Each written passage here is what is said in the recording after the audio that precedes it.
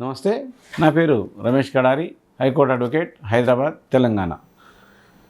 వారసత్వంగా వచ్చిన ఆస్తి యాన్సిస్టర్ ప్రాపర్టీని తండ్రి పిల్లల సంతకాలు లేకుండా లేదా వాళ్ళ యొక్క కూతుర్ల సంతకాలు లేకుండా తండ్రి ఆస్తిని అమ్ముకోవచ్చా?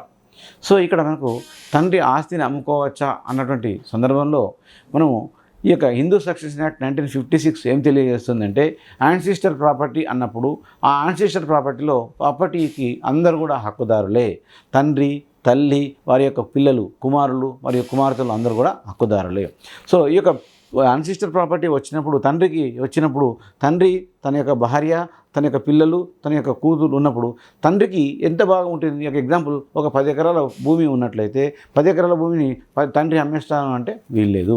సో కాబట్టి ఆ యొక్క పార్టీషన్ భాగము తన యొక్క ఎంత భాగం వస్తుందో అంత భాగం అమ్ముకోవడానికి అతనికి హక్కు మాత్రం కలిగి ఉంటాడు. కానీ మీరు ఇక్కడ పార్టీషన్ కాకముందు ఏదో ఒక భాగం అమ్మినట్లయితే ఆ భాగం డిస్ప్యూట్ బిజినెస్కి వెళ్ళే అవకాశం ఉంటుంది. కాబట్టి ఈ యొక్క యాన్సిస్టర్ ప్రాపర్టీలో పిల్లల సంతకాలు లేకుండా ఆ యొక్క ప్రాపర్టీ అమ్మకము చెల్లదు.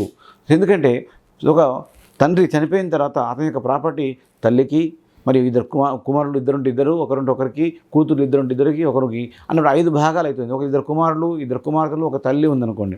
అందరికెళ్ళి తండ్రి ఒకవేళ ఎక్స్పైర్డ్ అయింది అనుకోండి, అప్పుడు ఆ యొక్క ప్రాపర్టీలో పెద్ద కుమారుడు నేను ఆస్తి నమ్మేస్తాను అంటే కుదరదు. పెద్ద కుమారుడు ఆస్తి అమ్మేసేటప్పుడు తన యొక్క తల్లి సంతకము, తన యొక్క తమ్ముడు సంతకము, తన యొక్క అక్క సంతకము, తన చెల్లి సంతకము, ఈ 5 సంతకాలు పెట్టినప్పుడు మాత్రమే ఆ ప్రాపర్టీని అతనికి అమ్ముకోవడానికి వీలుంటుంది.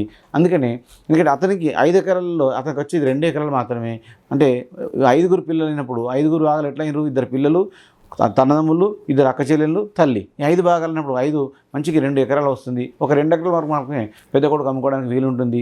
మళ్ళీ అమ్ముకున్నాడంటే ఈ భాగాలలో అతనికి ఆస్తి హక్కు అడిగే వీల్లేదు. సో అంటే ఇక్కడ యాన్సిస్టర్ ప్రాపర్టీలో వచ్చినప్పుడు ఎట్టి పరిస్థితుల్లో కూడా అందరి యొక్క అనుమతితో హక్కు విడుదల పత్రం అనే ఒక సంతకం పెట్టించుకొని, నాకు ఈ ఆస్తి అమ్ముకోవడానికి నేను సంతకం పెడుతున్నాను, నాకు ఎలాంటి అభ్యంతరం లేదు అని చెప్పుకున్నప్పుడు మాత్రమే ఈ యొక్క ఆస్తిని అమ్ముకోవడానికి వీలు ఉంటుంది. అంతేకాని ఎట్టి పరిస్థితుల్లో పిల్లల సంతకాలు లేకుండా లేదా ఆస్తి హక్కుదారులందరికీ, అంటే class 1 hairs, class 2 hairs, class 3 hairs, class 4 hairs ఉంటారని చెప్పుకున్నాం. ఇక్కడ క్లాస్ 2, క్లాస్ 3, క్లాస్ 4 దాకా రాదు. క్లాస్ 1 హెయిర్స్లలో మాత్రమే మనం క్లాస్ 1 హెయిర్స్ మొత్తం లేనప్పుడు మాత్రమే క్లాస్ 2 హెయిర్స్కి వెళ్తాం. కాబట్టి ఈ క్లాస్ 1 హెయిర్స్లలో ఉన్నటువంటి వారి మాత్రం సంతకాలే తీసుకోవాలి. క్లాస్ 2, క్లాస్ 3కి పోవాల్సిన అవసరం లేదు. సో ఇప్పుడు మనం దాని యొక్క సమాధానము, ఎప్పుడు యాన్సిస్టర్ ప్రాపర్టీ అనగా వాస్తవంగా వచ్చినటువంటి ఆస్తిని అమ్ముకోవాలి అనుకున్నప్పుడు వారి యొక్క పిల్లల సంతకాలు, వారి యొక్క కంపల్సరీ తీసుకోవాల్సిన అవసరం ఉంటుంది అని మనం ఈ యొక్క సజెషన్ ద్వారా తెలియజేస్తున్నాం. మీకు ఎలాంటి లీగల్ సమస్యలు ఉన్నప్పటికీ మీరు మా యొక్క కాంటాక్ట్ నంబర్ 9848120631కు సంప్రదించవచ్చు. Thank you.